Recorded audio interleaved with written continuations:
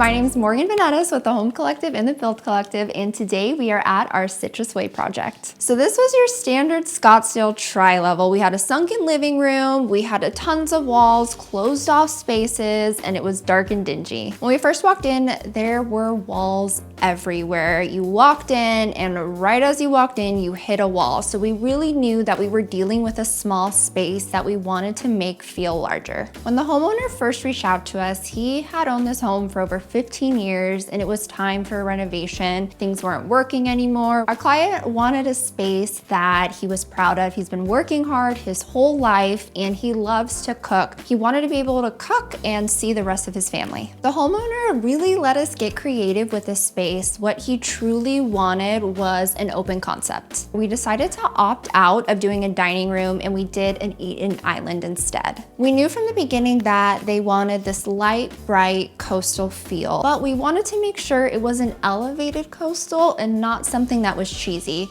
So our base, we started with neutrals. We knew we wanted a white oak wood floor, and then we brought in colors from there. When we originally started this project, we knew we needed to move the window and the door, and our client kind of fought us on it. He could not see the vision for it. Some problems that surfaced when we opened up the walls is we found out that our client had original piping from the 50s. So that was cast iron sewer lines, galvanized piping, and older electric. Once we discovered all the issues happening, we had to repipe the house, redo the sewer line, and ended up having to redo the bathroom as well. This renovation was all about intention. We approached this renovation by focusing on how the owners actually lived. Every space needed to feel connected. The kitchen is now open, functional, and inviting. The bathroom now feels elevated without being over-designed. We knew this was a win because when they first walked in, their jaw literally dropped. They were so excited and so grateful